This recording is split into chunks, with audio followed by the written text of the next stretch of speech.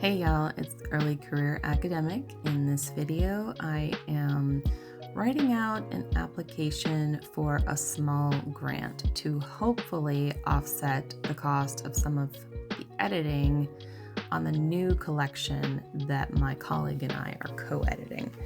I learned the hard way on my current edited collection just how time-consuming it is to do it myself. It would be great to have some paid help this time.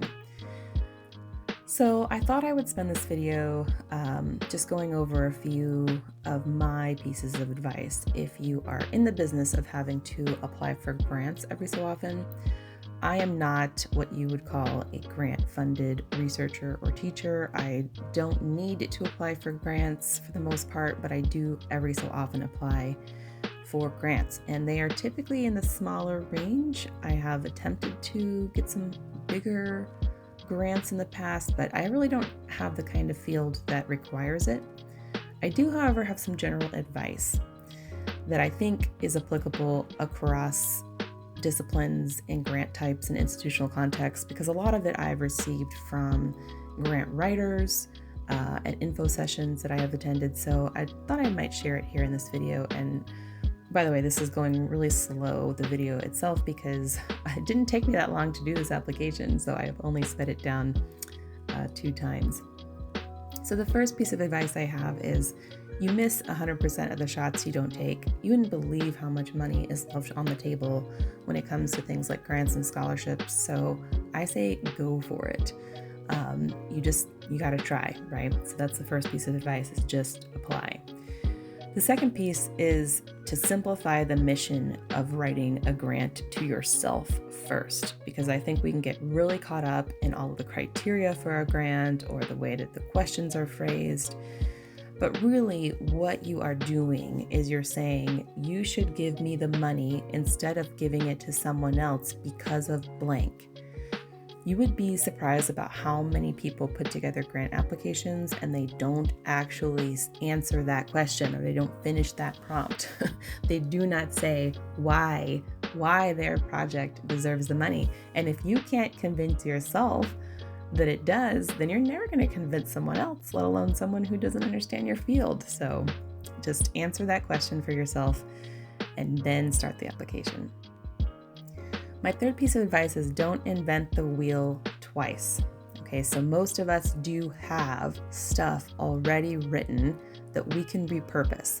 And if you're not already doing this in your academic life, those of you who are academics or research writers, then you need to get on it, because we don't need to reinvent the wheel. We already have stuff we can use. For example, the reason that this grant application I'm working on in this video went so quickly is because I basically stole most of the CFP language we used to launch the collection.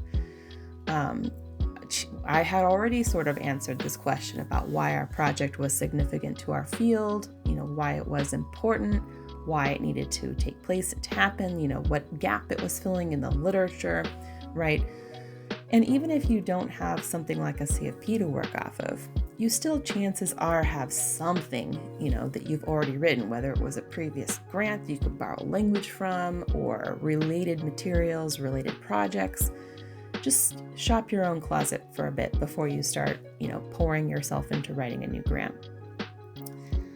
My fourth piece of advice is to use your resources. It took me a while to come around to this, but I'm actually pretty good at it now. And the first one is models. Find models. Most grant websites do have previous recipient info, so you can see at the very least what kinds of projects were awarded the grant. And at the most, sometimes they actually give you the applications themselves, so you can kind of see what type of application and what language that applicant used to get the grant. So use those models, copy those models. Also, a lot of grants offer information sessions to attend, to learn more about the grant, to ask questions about it. You can sometimes, even if you don't ask a single question, learn a lot from the other questions people ask. And then another great resource that a lot of institutions offer is a grant office with people who are specialized in grants and grant regulations and so on and so forth, and they can actually give you feedback on your grant application. So especially if you come from a humanities field, don't lone wolf it, okay? Go to your grant office. In some cases, they can at least tell you some of the regulatory stuff, because sometimes different institutions ban you from applying directly to a grant without first going through the institution's grant cycle. So you just need to kind of talk with them about that. And they can also connect you with resources to help you find grants to apply for in the first place. If you're like, I could really use money to pay for blank, then they'll be like, oh, here's some great internal grants, or here's some great external options. So use your grant office.